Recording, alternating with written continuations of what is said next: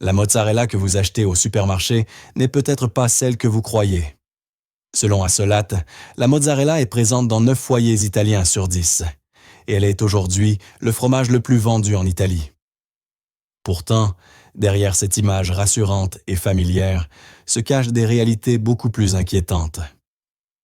Que se passe-t-il lorsqu'on découvre que certaines marques dissimulent des problèmes allant du poids réel inférieur à celui indiqué sur l'emballage, à l'utilisation d'ingrédients discutables, jusqu'à de graves défaillances d'hygiène, pouvant exposer les consommateurs à des risques sérieux, comme la listeria ou la salmonelle? En 2024, l'association indépendante Altro Consumo a analysé 19 marques de mozzarella vendues dans les supermarchés italiens, et les résultats ont été tout simplement choquants. 5 produits affichaient un poids réel, inférieur à celui annoncé. Une mozzarella contenait potentiellement du lait en poudre à la place de lait frais, et 2 marques ont échoué au contrôle d'hygiène avec des risques bactériologiques préoccupants. Mais le plus surprenant n'est pas là. Certaines des marques les plus connues, celles que l'on croyait être une garantie absolue de qualité, se sont retrouvées en bas du classement. Des noms emblématiques, associés à la tradition et à la confiance, se sont révélés être de profondes déceptions. Aujourd'hui, sur Vérité en rayon, nous allons vous révéler précisément ces 5 marques de mozzarella que vous devriez absolument éviter. Et oui, à la fin, nous vous montrerons aussi les 2 marques que vous pouvez acheter sans inquiétude. À la 5e place de ce classement que personne ne souhaite intégrer, on retrouve Invernizzi, l'une des marques de mozzarella les plus répandues dans les supermarchés italiens. Invernizzi appartient au groupe Lactalis, un géant français de l'agroalimentaire qui contrôle également des marques comme Galbani. Son prix tourne autour de 2,30 € pour un paquet de 3 mozzarella, ce qui peut donner l'impression d'un choix sûr, correct et sans risque. Pourtant, lorsqu'on examine les résultats des tests de plus près, le tableau change radicalement. Altro Consumo a attribué à Invernizzi une note de 51 points, correspondant à une qualité moyenne. Ce n'est pas catastrophique, mais ce n'est en aucun cas convaincant. Et c'est précisément là que réside le problème. Lors des dégustations professionnelles, le goût a été décrit comme totalement anonyme, sans aucune note distinctive, avec un arôme générique qui pourrait appartenir à n'importe quel fromage industriel. La texture est elle aussi décevante, car elle se désagrège plus rapidement que celle d'autres marques, ce qui révèle un manque de fraîcheur évident. Mais la véritable rupture de confiance se situe ailleurs.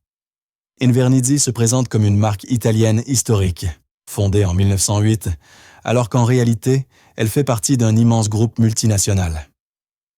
Lorsqu'une marque met en avant une tradition italienne pour ensuite se révéler n'être qu'un nom au sein d'un portefeuille industriel international, le consommateur peut légitimement se sentir trompé. Le défaut majeur d'Invernizzi reste son rapport qualité-prix. Ce n'est pas une mozzarella bon marché, et pourtant elle n'offre qu'une qualité à peine suffisante. On paie pour le nom, pour un emballage familier et pour sa présence massive en rayon, mais certainement pas pour un produit réellement qualitatif. Et lorsqu'il existe des alternatives de meilleure qualité au même prix, une question s'impose naturellement. Pourquoi se contenter de la médiocrité? À la 4e place se trouve Galbani Santa Lucia, probablement la mozzarella la plus connue d'Italie. On la voit partout et de nombreux Italiens l'achètent depuis des décennies, avec la conviction qu'elle représente une valeur sûre et une garantie de qualité. Pourtant, la réalité est bien différente. Les tests sensoriels ont été sans appel. Les dégustateurs professionnels ont décrit un goût désagréable, plat, sans profondeur, accompagné d'une texture étrange et peu convaincante. Galbani Santa Lucia a échoué dès l'évaluation gustative. Mais les problèmes ne s'arrêtent pas là. Des anomalies de poids ont également été signalées. En 2023, une consommatrice a constaté qu'une mozzarella annoncée à 100 grammes n'en pesait en réalité que 85. Une autre a découvert une mozzarella nettement entamée, manifestement endommagée pendant le processus de production. Galbani a affirmé que ce type de défaut était normal, mais en réalité, cela révèle une défaillance évidente du contrôle qualité. Et ce n'est toujours pas tout. Galbani Santa Lucia utilise de l'acide citrique à la place de ferments lactiques vivants, une pratique qui permet d'accélérer la production et de réduire les coûts. Bien que cette méthode soit autorisée et sans danger sur le plan sanitaire, les experts s'accordent à dire qu'elle altère le goût d'une véritable mozzarella traditionnelle. Sur le site officiel de la marque, Galbani affirme que l'acide citrique met en valeur la douceur du produit, alors que les dégustateurs professionnels observent exactement l'inverse, avec un goût neutre, presque stérile. Le rapport qualité-prix est particulièrement problématique. Galbani Santa Lucia est plus cher que de nombreuses marques de distributeurs, tout en offrant une qualité nettement inférieure. Le consommateur paie davantage et obtient moins. À la 3e place de ce classement se trouve Valelata, une autre marque issue de l'univers Galbani, positionnée comme un produit plus premium grâce à un design moderne et un prix plus élevé. Pourtant, les problèmes rencontrés sont identiques à ceux de Santa Lucia, voire parfois plus graves. Valelata est devenu tristement célèbre à la suite d'un scandale qui a choqué l'Italie entière, celui des mozzarellas qui devenaient bleus après ouverture. Entre 2020 et 2021, des dizaines de signalements ont été enregistrés dans différents supermarchés, sur des lots distincts mais avec toujours le même résultat, des mozzarellas qui viraient au bleu. Certains consommateurs ont même signalé l'apparition de taches rouges sur le produit. Une cliente a raconté sur Trustpilot qu'elle avait été déçue à 2 reprises, la première fois avec des mozzarella bleus, la seconde avec des taches rouges, se demandant ironiquement quelle serait la prochaine couleur avant d'affirmer qu'elle n'achèterait plus jamais cette marque. Une autre personne a expliqué avoir consommé une mozzarella qui semblait normale au départ, avant de constater le lendemain que l'eau de conservation était devenue bleue. L'origine de ce phénomène est liée à la présence de Pseudomonas fluorescens, une bactérie indiquant un problème dans la chaîne de production ou de réfrigération. Cette bactérie n'est pas considérée comme dangereuse pour la santé, mais un produit qui change de couleur après ouverture révèle un dysfonctionnement grave. La question essentielle reste de savoir combien de personnes consomment cette mozzarella sans remarquer ces anomalies. À cela s'ajoute un nouveau problème de poids. En 2023, une consommatrice a pesé 3 mozzarella annoncées à 125 grammes chacune. Les poids réels étaient de 68, 91 et 102 grammes, pour un total de 261 grammes au lieu des 371 grammes indiqués sur l'emballage. Galbani a là encore parlé de dommages de production normaux, mais lorsqu'une mozzarella est visiblement entamée, il est légitime de se demander comment elle a pu quitter l'usine. Où est le contrôle qualité? Les avis des consommateurs sur Trustpilot sont catastrophiques, avec une note moyenne de seulement 1,9 sur 5. Le véritable problème est que Valelata est vendue comme une alternative supérieure à Santa Lucia, plus chère et plus moderne, alors qu'elle essaie produite dans les mêmes usines et souffre des mêmes défauts structurels. À la 2e place se trouve Granarolo, l'un des noms les plus puissants de l'industrie laitière italienne, avec un chiffre d'affaires annuel d'environ 1,3 milliard d'euros. Lorsqu'un consommateur voit le nom Granarolo, il s'attend naturellement à de la fiabilité, du sérieux et à des contrôles stricts. Pourtant, c'est précisément là que commencent les problèmes. Entre 2024 et 2025, Granarolo s'est retrouvé à plusieurs reprises au centre de rappel de produits, non pas pour des erreurs mineures, mais pour des défauts particulièrement graves. En mars 2024, une mozzarella produite pour Lidl sous la marque Merivita a été rappelée en raison de dates de péremption incorrectes, imprimées sur l'emballage.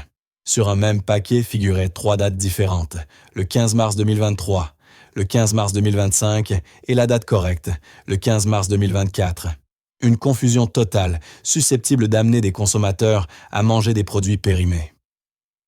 En août 2025, un nouveau rappel a concerné 5 lots vendus chez Penny Market, Conad et Carrefour, cette fois en raison d'un risque de présence de fragments métalliques à l'intérieur des emballages. Et quelques semaines plus tôt, un autre rappel avait déjà eu lieu à cause de possibles fragments de plastique dans la mozzarella.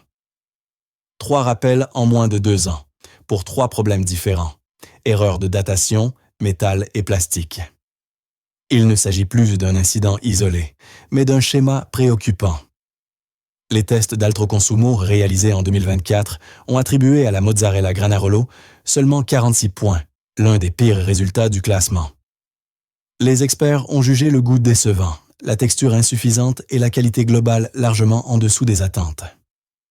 Les avis des consommateurs sur Trustpilot dressent un tableau encore plus sombre, évoquant des mozzarella qui se détériorent avant la date limite, du lait qui tourne au bout d'une seule journée et des produits développant du gaz. Malgré cela, Granarolo continue de vendre des millions de paquets chaque mois, comme si de rien n'était. En Italie, le système de rappel est volontaire et les entreprises décident elles-mêmes s'il est nécessaire de retirer un produit du marché. Les sanctions sont faibles et souvent limitées à un simple document publié sur le site du ministère de la Santé que presque personne ne consulte. Granarolo le sait et peut se permettre ses erreurs, car l'impact sur son image reste limité et les consommateurs oublient rapidement. À la première place de ce classement, des déceptions se trouvent Bioconsiglio, sans doute la plus grande des illusions de toutes. Bioconsiglio est la seule mozzarella certifiée biologique parmi tous les produits analysés par Altro Consumo. Elle est vendue chez Naturassi, l'enseigne spécialisée dans les produits biologiques, et son prix est nettement plus élevé que celui des mozzarella classiques. C'est précisément pour cette raison que de nombreux consommateurs l'achètent, convaincus d'obtenir un produit plus sain, plus sûr et de meilleure qualité. Le label bio est perçu comme une promesse, celle de contrôle plus strict, de meilleures matières premières et d'un niveau de sécurité supérieur. Pourtant, cette promesse est ici clairement trahie. Bioconsiglio n'a obtenu que 46 points lors des tests d'Altro Consumo, terminant dernière du classement général, à égalité avec Granarolo, mais avec des défauts encore plus graves. Lors des dégustations, les experts ont décrit un goût plat et désagréable, ainsi qu'une texture étrange et peu appétissante. Le produit a également été jugé insuffisant sur le plan de l'hygiène et des conditions de conservation, les contrôles bactériologiques n'ayant pas été validés. Pour un produit frais, ce type de défaillance est inacceptable. Le prix aggrave encore la situation. Bioconsiglio n'est pas une mozzarella bon marché, mais un produit bio-premium vendu dans des circuits spécialisés. Le consommateur paie nettement plus cher pour obtenir pourtant la pire qualité de tout le test. Le scandale va encore plus loin lorsqu'on se demande comment une mozzarella biologique, censée répondre à des normes plus strictes et promettant une qualité supérieure, peut obtenir de moins bons résultats que des produits conventionnels 2 fois moins chers. Le label bio est ici utilisé comme un argument marketing, permettant de justifier un prix élevé, sans que la qualité réelle suive. Bioconsiglio démontre qu'il est possible de cumuler certification et discours rassurants tout en proposant un produit médiocre et potentiellement problématique. Pour le consommateur, c'est une rupture de confiance totale. On achète bio pour protéger sa santé et celle de sa famille, on accepte de payer plus cher en pensant investir dans la qualité, et on se retrouve finalement avec la mozzarella la plus décevante du supermarché, entachée de problèmes d'hygiène qui n'auraient jamais dû exister. Après tout cela, une question s'impose naturellement. Peut-on encore acheter de la mozzarella en supermarché sans prendre de risques? Existe-t-il réellement des alternatives sûres et de bonne qualité? La réponse est oui. Et le plus surprenant est que l'une des meilleures mozzarella du classement coûte moins cher que presque toutes celles que nous venons de critiquer. À la 2e place du classement général d'Altro Consumo, avec une note de 66 points et la mention « Meilleur achat », se trouve la mozzarella de Conad. Il s'agit de la marque de distributeur du supermarché, proposée à environ 2,50 € pour 3 mozzarella, soit moins cher que Galbani, Granarolo ou Valellata, tout en offrant une qualité nettement supérieure. La différence fondamentale réside dans le mode de fabrication. La mozzarella Conad est élaborée avec des ferments lactiques vivants et non avec de l'acide citrique, respectant ainsi la méthode traditionnelle. Le goût est plus authentique et la texture bien meilleure. Elle a été produite par Sabelli, une entreprise spécialisée dans les produits laitiers située dans la région des Marches. Conad a choisi un fabricant reconnu et a imposé des standards stricts, ce qui se ressent directement dans le produit final. Les experts d'Altro Consumo ont salué une texture parfaite, un goût équilibré et une fraîcheur évidente. Cette mozzarella a le goût du lait frais, présente une élasticité idéale et fond en bouche comme elle le devrait. Aucun problème d'hygiène n'a été relevé et aucun rappel n'a été signalé ces dernières années. Les consommateurs confirment ces résultats, certains affirmant qu'une fois qu'ils ont appris que la mozzarella Conad était produite par Sabelli, ils ont eu envie de remplir leur chariot. Elle est décrite comme douce, lactée, bien fondante et facile à digérer. Un prix bas, une qualité élevée et un rapport qualité-prix presque parfait. Et puis vient la plus grande surprise de toutes. La meilleure mozzarella de tout le test n'est ni une marque historique, ni un produit premium, ni une mozzarella biologique. Il s'agit d'une mozzarella discount. Merivio, la marque de distributeur de Lidl, arrive en première position du classement. Son prix est d'environ 1 euro le paquet, soit parfois 3 fois moins cher que certaines marques dites haut de gamme, et pourtant elles les surpassent toutes. Les experts ont décrit un goût fruité, un excellent équilibre des arômes et un aspect irréprochable. Personne ne s'attendait à un tel résultat pour un produit discount.